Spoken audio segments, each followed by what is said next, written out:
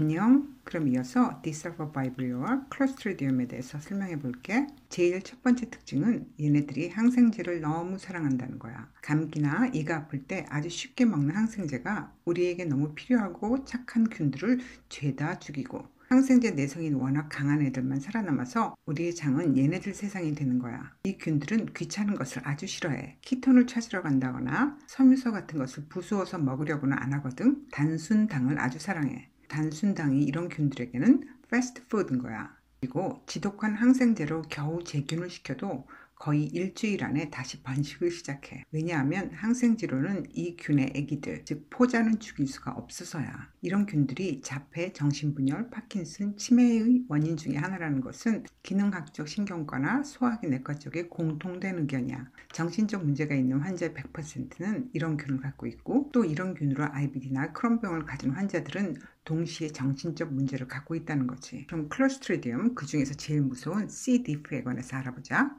C. diff로 인한 크론병이나 궤양성 대장염 환자들의 사망률이 다른 균으로 인한 환자보다 6배라는 거야. 영국에서도 이런 환자들이 24만 명이나 되고 한국도 점점 추세가 늘어나. 유방암 사망률보다 더 높은데도 아직 안 알려져 있어. 입원 후에 30일 내의 사망률이 일반 IBD 환자는 2.5%라면 C. diff 감염 환자는 14.4%거든.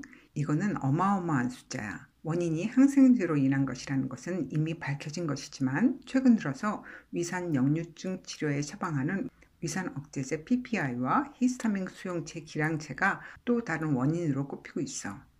증세만 낮추는 치료 방법들이 결국 인간을 공격하는 셈인 거야. FDA에서도 경고를 했는데 우리나라에서는 이런 약물들이 정말 무분별하게 처방되고 있어. 이 지도는 C. diff 환자 발생을 보여주는데 한국에도 유럽이나 미국 못지않게 이 감염이 심각해. 나에게 도움을 청한 친구들 중에서 유일하게 도움을 못 준 케이스가 있는데 바로 이게 원인이었어. 감염 초기에는 해결할 수 있어. 하지만 여러 번 재발이 되면 나도 도울 방법이 하나도 없어. 뭘 해도 듣지 않아. 그 일 이후에 오랫동안 영상을 만들 수가 없었어. 그러다가 예방과 초기 치료만이 옳은 거라는 확신이 들면서 포스트바이오틱스 영상을 만들기 시작한 거고, 항생제 치료를 하는 친구들에게는 아무런 조언도 하고 싶지 않아 솔직히. C. diff는 대장 내막에 염증을 일으키는 독소를 배출하거든. 증상은 처음에는 미미하고 항생제를 복용하면 나아지는 듯 하다가 결국에는 그것이 반복되어서 지독한 설사를 일으켜 계속 입퇴원을 반복하다가 생명을 위협하는 대장 손상까지 만들게 되는 거야. 그뿐만이 아니라 도파민 대사를 변화시켜서 인지 기능을 방해해 도움을 주는 주변 사람들한테까지 고통스럽게 하는 지경에 이르게 돼. 이것이 어떻게 이런 영향을 주는지 알아보려면 TCA나 시트릭 애시드 사이클이라고 불리우는 마이토콘드리아 내의 크랩스 사이클에 대해서 설명을 해야 해. 이거 기억하지? 우리가 먹는 탄수화물, 지방 등이 아세틸 코엔자임으로 변환되어서 크랩스 사이클을 돌리잖아? 그 유명한 나드도 여기 들어와서 사용되는 거야. 요즘 연구자끼리도 마구 싸우는 젊음을 유지하는 성분이라는 MNM이나 NR 이런 것도 사실 마이토콘드리아를 활성화시키겠다고 먹는 거거든. 그게 뭐든 그것을 먹어서 나드를 만든다고 해도 바이타민 B1, B2, B3, B5가 충분하지 못하면 다 소용없어. 내가 주구장창 먹으려는 비구는 메틸레이션뿐만이 아니라 마이토콘드리아를 위해서도 정말 중요한 거야. 그런데 C. diff는 프로피오닉 애시드를 만들어내거든.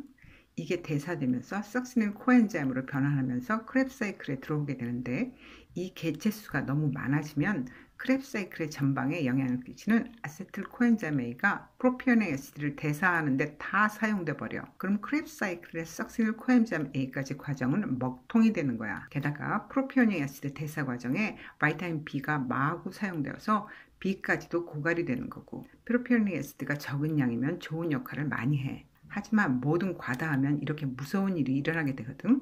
C. diff를 예방하는 방법은 생고기나 생조개 먹지 말고, 가능한 항생제 먹지 말고, 평소에 좋은 유산균을 만드는 시기를 하고, 손 씻기, 물 내릴 때 변기 뚜껑을 닫는 생활 습관을 가져야 해. 제균 방법은 블랙시드 오일, malt extract 또는 포도씨 extract, 오리가노 오일을 물 한 잔에 섞어서 하루 3번 빈속에 먹으면 돼. 거기에 박테리오파즈를 하루 2번, 벤토나이트 워터를 물 한 잔에 섞어서 하루 2번. 이것은 설사에 있는 경우만 하고 설사가 없다면 제올라이트로 대체하면 돼. 그리고 정말 중요한 거, 프로피오닉 애시드가 들어있는 모든 가공식품을 절대 먹지 말아야 해. 쥐에 프로피오닉 애시드를 주입한 실험 결과인데 뱅뱅 돌고 반복 행동을 하고 발작이나 경련이 생기고 밀어내고 과잉 행동을 하고 사회 상호작용이 변형돼서 나타났어. 이런 네거티브 행동을 갖는 환자라면 CDV 제균만 해도 그런 공격적 행동이 줄어들게 돼. 그리고 건강한 사람이라도 프로피오닉 애시드가 들어있는 음식을 많이 먹으면 이런 공격적인 성격이 나타나게 되는 거야. 이런 제균 과정을 2주간 하면서 볼랄디, 람노소스, 우테리 클라우시 같은 유산균을 제균 성분을 먹은 후에 1시간쯤 후에 먹어주는 것을 제균 기간을 포함해서 적어도 한 달 이상 계속해야 해. 중요한 것은 키로 다이어트나 카니보어 다이어트는 절대 하면 안 돼. 제균 후에 상처가 가득한 장 내벽을 회복하려면 공복에 글루타민 가루를 물에 타서 먹어야 하는데 글루타민 양을 차츰 늘려주면서 적어도 2주 이상 하면 돼. 이제는 디설포바이브리오에 대해서 설명할게. 우선 이 균으로 만들어지는 병은 심근염, 암, 간과 신장병, 자가면역증, 구강염, 대사증후군, IBD, IBS, 박테리아 과증식, 자폐증, 그리고 파킨슨병이야. 아빠가 넘어져서 몸이 다쳤는데 장기간 스테로이드와 항생제를 투약 치료한 후에 갑자기 파킨슨병이 발병했었어. 그때는 지금처럼 마이크로바이옴이 어떻게 파킨슨병을 일으키는지에 대해서 보고된 적도 없었을 때라 이해할 수 없었지만 지금은 그것이 완벽하게 건강하던 아빠를 파킨슨병으로 죽게 한 거라는 것을 알아.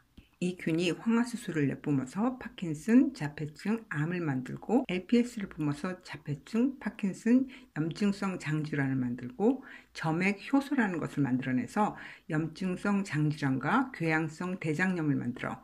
그 기전을 설명해 볼게. 이런 점액 효소 균이 있어도 몸에 세린이라는 아미노산이 풍부하면 장 내벽이 뚫리지는 않아. 그리고 세린이 없어도 이런 균이 없으면 장은 멀쩡해. 하지만 세린도 없고 이런 균이 있으면 뚫리게 되는 거야. 황이 붙어있는 세린이라는 아미노산은 몸에서 아주 중요한 작용을 많이 하는데 이게 모자라면 발작, 소두증, 발달지연, 지적장애 등의 문제들이 생겨. 콩, 고구마, 계란, 고기, 해조류에 많이 들어있고 만일 라이포소멀 형태의 영양제를 먹으면 아주 좋은 형태의 세린이 들어있으니 따로 보충하지 않아도 돼. 그리고 얘도 프로피오닉 애시드를 만들고 세포의 소포체라는 것을 만드는데 이것은 일종의 연락병이야.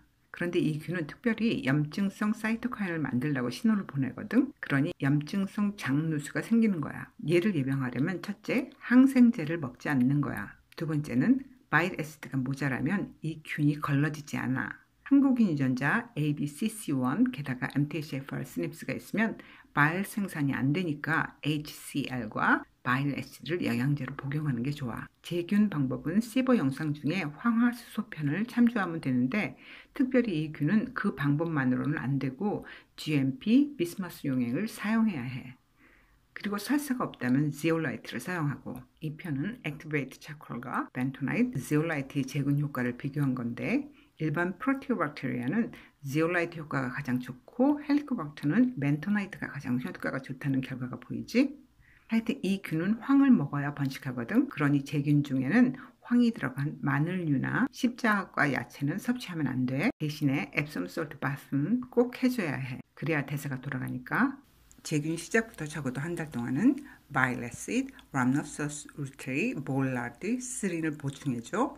그리고 CD4와는 달리 키로제닉 다이어트와 파스팅이 많은 도움이 되니까 아타파지 파스팅이 힘들면 적어도 시간 제한 파스팅이라도 꼭 하도록. 그리고 마찬가지로 모든 가공식품은 절대 먹으면 안 돼. 그럼 시기에 따라 장내 미세물 조성이 어떻게 다른지 살펴보자.